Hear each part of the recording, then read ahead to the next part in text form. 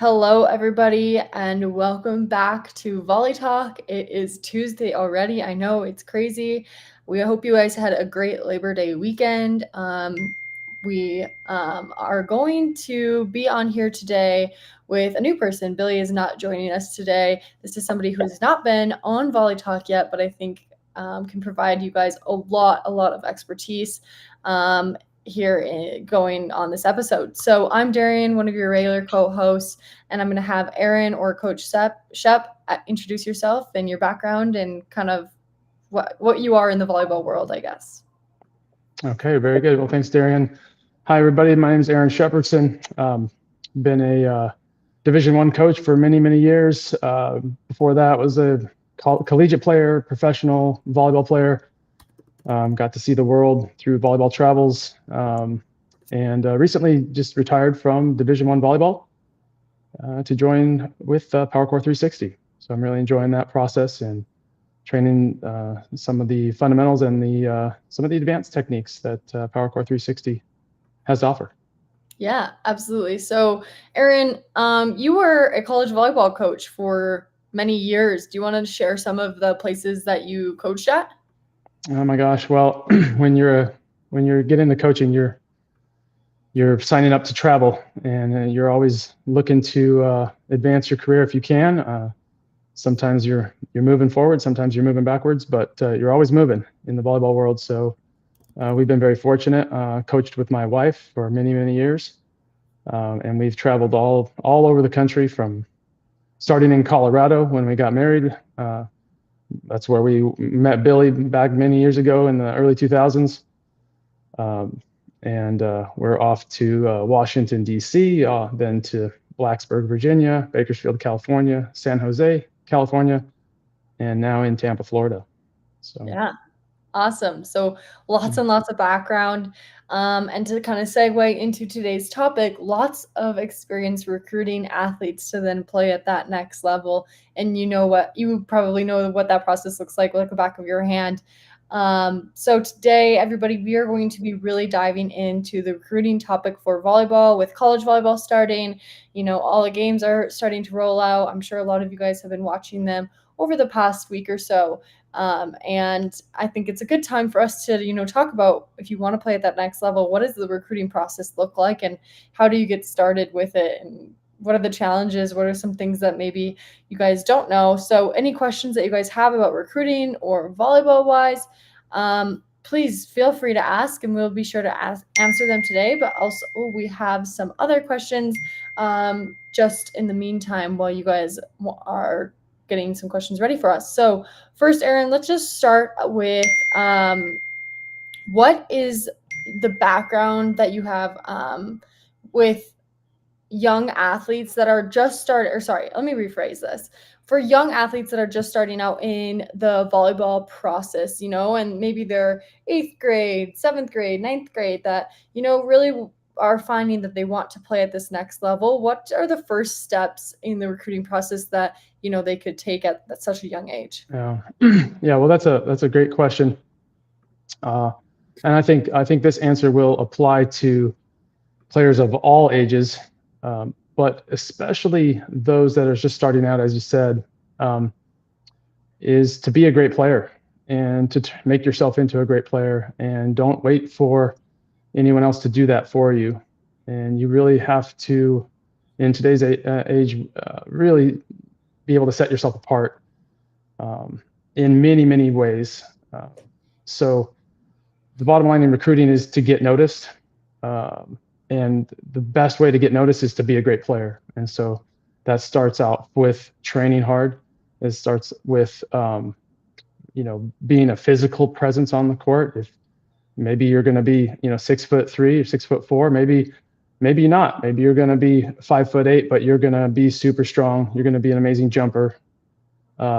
Maybe you're going to be a dynamic personality that can lead a team. There's many ways to, be that great player that you want to be, that the college coaches are looking for. Yeah, absolutely.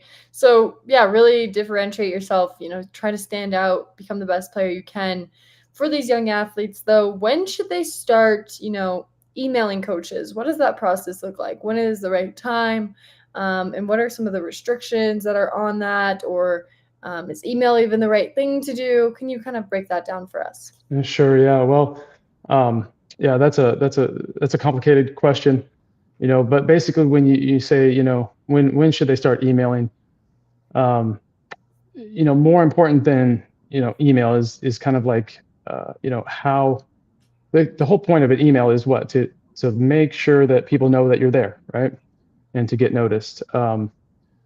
You know, back when we came up in the 90s, email was a big thing. Everyone was emailing. Oh, do you have an email address? It's amazing, Um, email is okay right now. It's not a bad way to do it, and there's some good that can come from it. But the bottom line is you got to get the college coach's attention. So if your emails are being responded to, maybe that's going to work for you. If not, maybe you need to get more creative. And so, you know, to answer your question, first of all, when should they start? You know, not maybe a good idea would be, to start letting people know that you're there, maybe around, seventh, eighth grade, something like that. Now, the restrictions are, of course, you can't actually have a conversation about recruiting until June 15 after the sophomore year, right? And then that's when you're able to legally, engage and interact with college coaches. But many players are getting noticed way before that point in time, and so yeah, you want to make sure that you are putting yourself out there. Most players these days that we find, are finding their way to the coach's Instagram account. That's probably maybe the more common way nowadays to really start that interaction. And maybe you need to send some video over email. Maybe that's easier. Maybe not. Maybe you can send it right through Instagram. Kind of depends. I actually never liked watching video on Instagram personally. Maybe that's just because my eyes aren't very good. I don't know. But I always appreciated having that link in an email. But most of us aren't, pouring through our emails. I mean, we had easily 20 emails a day, coming in from all over the place. That would be a full-time job, is to check all the emails and respond to them every day. It's not a big part of what we want to do as coaches. So it's very helpful if there's more of a personal touch to all that. Maybe something on Instagram where we can automatically see, hey, who's this person and what can they do? What are they up to? That'd be my recommendation to start off with. Sure, yeah, get a little bit more creative. We have a good question here from Instagram. It's which web applications such as Huddle, Sports Recruit, and so forth are best to have recruiters to take notice of a player? Or does this kind of fall back into, that category of maybe just get a little bit more creative? Yeah, I think a lot of those applications have a lot of benefit. It really is. There's not a one size fits all for any of this. I mean, there are players out there, that really don't need any kind of recruiting help whatsoever. They're going to be pursued by all the top college programs, and so some people don't really need this. I can speak for Division I. For us, like I said, the emails don't really speak to us. The stuff on some of the applications, if we're just getting kind of a generic email, that's okay. But I think what we appreciate more is who are the people that actually know how you play. Now, if it's a recruiter for you, if it's a recruiting service and they're actively making calls for you, if they're out there advocating for you, and if they really truly know you and your game and can speak to that, then I think that's great. I know for us, like it's very helpful when the actual club coach makes a call on a player's behalf, and we can actually have a conversation about what is actually going on day to day in the training gym, week to week as they're competing. What are they like on and off the court? That's something that we always like to have that conversation with someone that's on the ground with the player. Yeah, that makes sense. So if you have a recruiter, that always helps. But, also so does, like you were saying, Instagram and other things like that to, show a little bit more maybe of the personality, and you can see a lot more video a lot faster than maybe a highlight video in an email. So different things like that. Another Yeah, the question. bottom line is like I said, it's like how are you getting people's attention, right? And if it's email and a huddle or sports recruits, and you're getting good feedback that way, and you're getting you're getting good leads and it's leading to conversations with coaches. That's the key factor. In my private lesson business, we had a lot of players asking these kind of questions, and I always encourage them. If one way is not getting a response, you have to switch up your strategy, right? So if your recruiting service isn't getting it done, it's time to find the personal Instagram, or at least the team Instagram of the coach or the program. If that's not working, then you got to somehow find the phone number, right, and get texting with that person. But somehow, you've got to find a way to get results for yourself. Yeah, for sure. And on that note, let's say that you have a strategy that's not working. How can you tell when a school is interested or maybe not interested in you as a player? Yeah, well, I think if you ever study, sales, you're gonna have to, get make 100 contacts, and then you'll have 10 meaningful conversations, and you're looking for one perfect fit where you make the sale, right? That's kind of a boiled down version of a sales model, and I don't think it's any different, for most of the players out there that are trying to maximize the best program they can get to, right, in their college experience. And so I think I've ran into so many players that are like, well, I emailed 2 programs. It's like, well, that's not going to get it done. I mean, and that's just hoping for some luck and a perfect fit without having to do much work. You really need to cast a wide net, would be my advice to most players. Cast a wide net, and then you're going to see what comes back, right? And if you are really pushing yourself to play at the very best program that you can possibly play at, then you're probably not going to get a lot of responses, just numbers wise, right? Because you're aiming for the very, very best. And so you want to put emails out there to everybody. You want to make texts to everybody. You want to within a certain range. And I think your club coaches and people can advise you what is the general range I should be working at. Is it high D1? Is it mid D1? Is it mid, high D3? It could be anywhere in that mix. Junior college, there's some great junior college programs out there. Where should you be, setting your target for, and cast a wide net, and then you'll see what comes back. And the bottom line is you need to start to have meaningful conversations with college coaches, on the phone, on Zoom, where you're actually looking at the coach face to face. In-person visits and camps, super important. You can actually, get on the ground, work with the coaches that want to know you, right? And that's a good kind of a barometric of like, is this coach interested? Well, are they inviting you to camp? Are they asking you to get on the phone with them? Are they responding with, yeah, let's talk? That's a good measurement, I think. Sure, yeah. And with the let's say we're telling, kids in 7th and 8th grade it's time to start reaching out.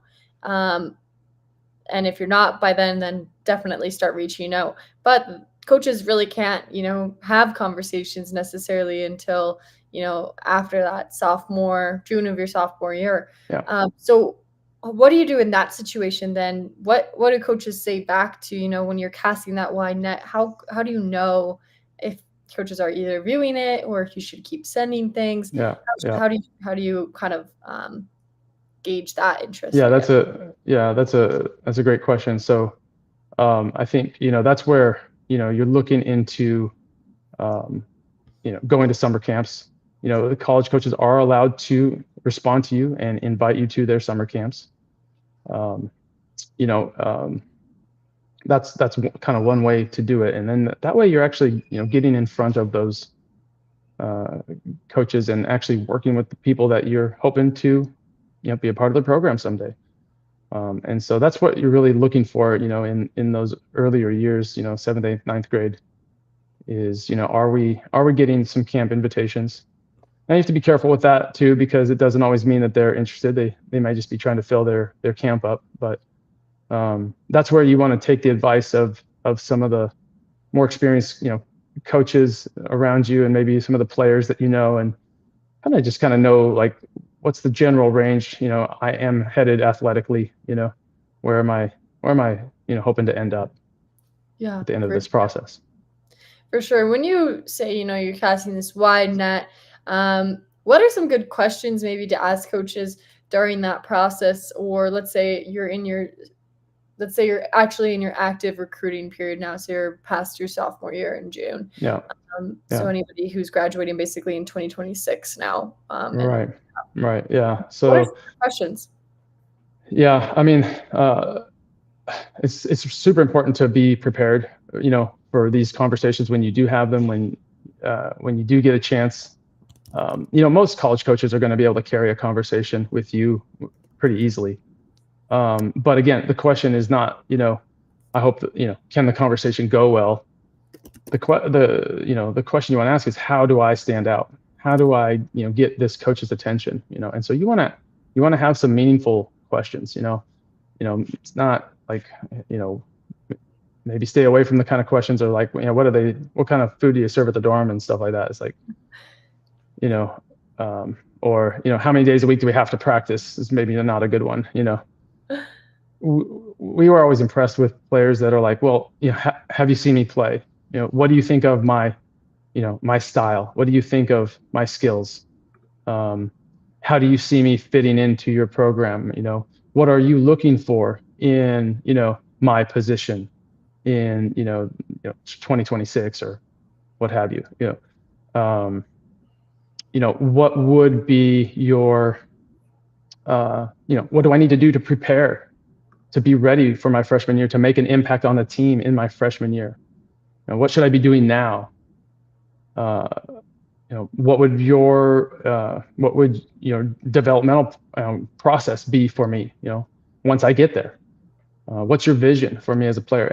And by doing that, you kind of do two things. You for one, you kind of test the coach. Hey, do they know anything about me whatsoever? Have they done any research? And then also you're kind of letting them know, like, hey, I'm a serious player. I take what I do, seriously, and I want to be my best at it. And I'm looking for feedback that can help me. And I mean, those are the kind of conversations that always stand out to us as college recruiters.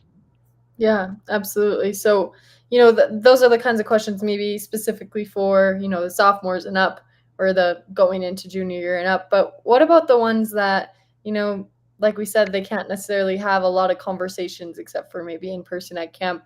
What kind of questions should they be, including in their email for coaches? Well, yeah, I think, for the younger players, it's really the main thing is letting people know, hey, I'm out here. Hey, here's my schedule this season. I'm hoping you can come watch me.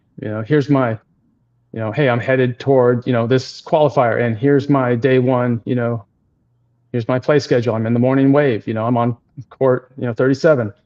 Love to see you there on my court. And just making it easy for coaches. Oh, this player really is interested in us. Let's go take a look.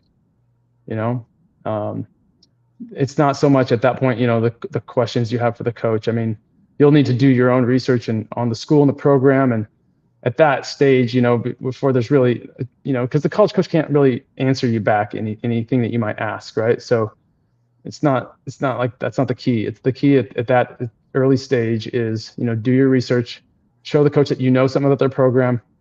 Hey, wow, I saw you guys had a great season last year, or, can't wait to see, what you do this year. Good luck against, such and such an opponent when you play this weekend, whatever. Just show that you're engaged, show that you are paying attention to what their program is doing. I think that's what I would say for the younger player. And then, if they do show up on your court, whether they do or not, it's like, be a great player and stand out and get people's attention, and find a way to, make an impact for your team on the court. Yeah, for sure. And, for the parents out there that maybe, and the athletes out there that, have never been through the recruiting process before, and don't really know, like, how do you find these coaches' emails?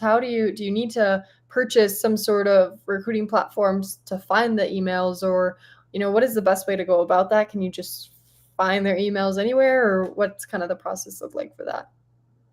Well, sure. I think that, maybe the recruiting platforms can streamline a lot of that, and they're digging in to, every day into the college websites, and if you do cast a wide net, it is quite a bit of work, right? You do have to do a lot of work to find those emails and find those Instagram, Snapchat accounts, whatever that you may be looking to find. But I mean, certainly, yeah, you can hire that out, to some of those recruiting services.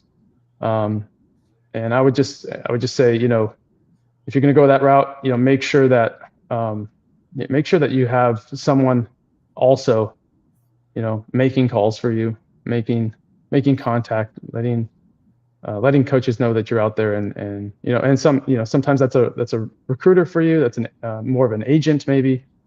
Sometimes it's, your club director, your club coach. Maybe your club has a recruiting coordinator. There's different ways to do it, but you're going to have to go and advocate for yourself and ask people, hey, will you make this call for me? Will you provide a reference for me? And because we're all running around like crazy all the time. It's like, who's gonna take the time to ask that favor and to get that done? And we always want to help the kids that want to be helped, right? So be that kid, be the squeaky wheel that gets the grease.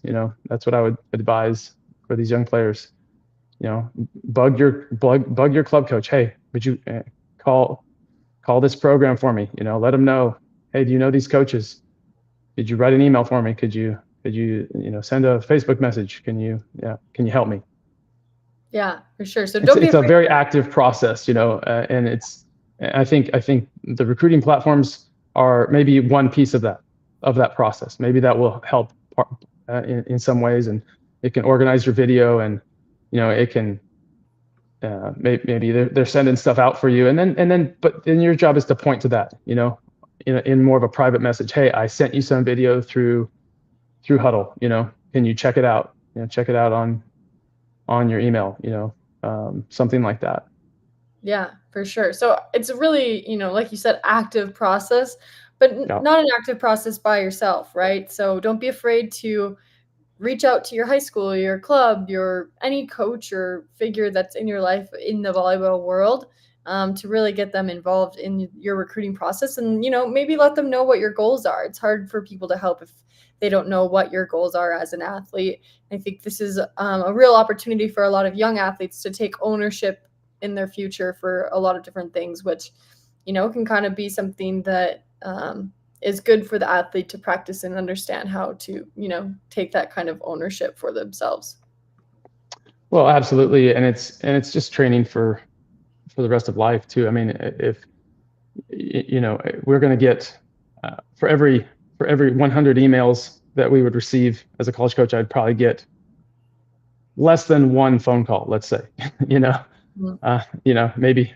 Maybe 10 messages on Instagram, and maybe a phone call once in a while, and so the phone call is going to be the thing that stands out to me. Oh, this player was brave enough to call me. They had actually prepared and had asked me intelligent questions. I'm gonna go watch that player at the next tournament for sure, just because they did that. Just because I'm like, oh, if they're going to be bold in this situation, maybe they'll be bold on the court for my team someday. So it's definitely going to at least start a conversation and make me take notice.